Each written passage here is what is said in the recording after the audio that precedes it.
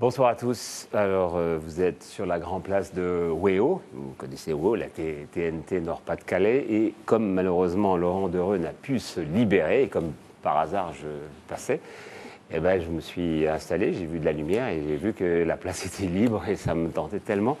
Je me suis installé, donc je me propose de le remplacer si ça ne vous gêne pas. Cela dit, on ne va pas perdre nos bonnes habitudes, à commencer par ce tour au fond de l'actualité en 3 quarts d'heure, avec nos 2 chroniqueurs que vous connaissez par cœur. Bonsoir Patrick. Voilà, Bonsoir Patrick, Andrea c'est la fille, hein, et puis Nico, bah, c'est le garçon, hein, c'est assez facile. C'est assez facile à retenir. Oui. Alors qu'est-ce qui vous a frappé dans l'actualité de ces dernières heures? Moi, il y a une chose qui m'a frappé, que j'ai apprise tout à l'heure, c'est que la FFN, la Fédération Française de Naturisme, vient se mettre d'accord avec la mairie de Lille pour un bout de terrain en plein centre-ville. Non. Si, pour un bout de terrain en centre-ville qui se trouve à côté de Notre-Dame de la Treille. Donc vraiment en plein cœur de ville. En plein cœur de ville. Et donc, pour la première fois, un club naturiste vient s'installer au cœur de ville. Et c'est vrai que comme il fait très très beau chez nous, voilà. c'est bien Bah connu, oui, donc... entre midi et 2, vous pourrez aller... Et pour les conseillers municipaux, pour la maire, tout ça, Martine, formidable. tout le monde va pouvoir aller profiter. profiter.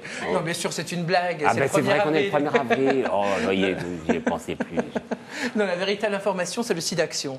Aujourd'hui, n'oubliez pas que la lutte n'est pas terminée. J'entendais encore hier des jeunes qui étaient juste à côté de moi, pas très loin, dans un café ici à côté de WEO, qui parlaient du sida comme d'une grippe, comme quelque chose qu'on peut guérir. Sauf qu'on en meurt encore. Sauf qu'on en meurt encore. Donc, plutôt que de vous faire de grands discours, et ce n'est pas mon rôle aujourd'hui, je vous donne un conseil, c'est d'appeler le 110 et de vous informer sur cette maladie qui, malheureusement, comme tu l'as dit, fait encore de nombreux morts. Et puis on peut donner aussi, c'est important. Aujourd'hui, c'est une journée de don. Andrea, alors moi je vais vous parler du Ch'ti 2011 qui est sorti il y a quelques jours. Le Ch'ti, pour ceux qui ne le sauraient pas encore, c'est ce fameux guide des adresses et bons plans de l'agglomération lilloise rédigé par les étudiants de l'école de commerce l'EDEC.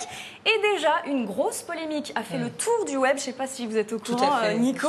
En page 408 du Ch'ti, les étudiants de l'EDEC vous lancent ce défi, je cite, « Entrez seul dans Oisem ». Oisem, c'est un quartier à Lille. Entrez donc seul dans Oisem à 2 h du matin avec un iPhone 4 et un iPad. Votre mission consiste à sortir comme vous êtes entré. Un défi qui semblerait bizarrement stigmatiser un quartier de Lille. Alors, est-ce qu'on peut rire de tout? Toujours est-il que sur le web, ça a fait quand même vraiment polémique. Sur le Facebook du Ch'ti, les réactions étaient extrêmement négatives. Certains parlent de racisme ordinaire envers un quartier. De son côté, même Hervé-Marie Morel, ex-candidat UMP au cantonal, s'en est servi pour dénoncer l'insécurité dans ce quartier et s'en prend à Martine Aubry. Alors moi, ce que je voulais vous demander, les téléspectateurs de WEO, qu'est-ce que vous pensez finalement de cette phrase? Est-ce que c'est une blague de mauvais goût tout simplement, ou c'est finalement stigmatiser véritablement un quartier? Donnez votre avis sur le Facebook de WEO. Et puis moi, je voulais en profiter pour vous demander, Patrick Poivre d'Avance, ce que vous en pensez. Est-ce qu'on peut rire de tout? Est-ce que ce genre d'humour peut être nocif finalement pour un quartier? Bah, d'abord, on est le 1er avril, donc à la limite, ça irait pour le 1er avril. Bon, là, le problème, c'est que ça va durer au-delà du 1er avril. Hein. C'est un guide. C'est vrai que c'est difficile. J'ai connu ça dans d'autres quartiers, dans les endroits où je suis né. C'est très dur pour les gens qui habitent. Donc, il faut essayer de les en sortir plutôt que de les enfoncer. Même avec une petite touche d'humour, bon, c'est vrai qu'on ne peut pas dire que ce soit très simple. Pardon, excusez-moi. Ah, vraiment, merci Patrick, merci beaucoup. Oui, mais j'ai annoncé que vous n'étiez pas là. C'est vrai? Donc vous voulez la place. C'est gentil de m'avoir remplacé. Bon, alors... Attendez, je peux me mettre là-bas avec Jean-Michel Lobry. Bonsoir. Allez, je vais me mettre là-bas, j'ai récupéré mes papiers. Alors Jean-Michel, les amis, vous le connaissez évidemment, puisque Jean-Michel, il présente Eco & Co. C'est aussi le PDG de la chaîne, c'est pour ça qu'on l'a fait venir, donc il faut se prosterner à chaque fois qu'il vient, bien évidemment. Et on sait collaborateur. C'est vrai, vous avez travaillé ensemble? On a travaillé. Son premier sujet dans mon journal, c'était il y a 23 ans, vous voyez. Alors, l'histoire d'une dame à Roubaix qui avait trouvé un Rembrandt. Voilà. Comme quoi tout arrive. Alors,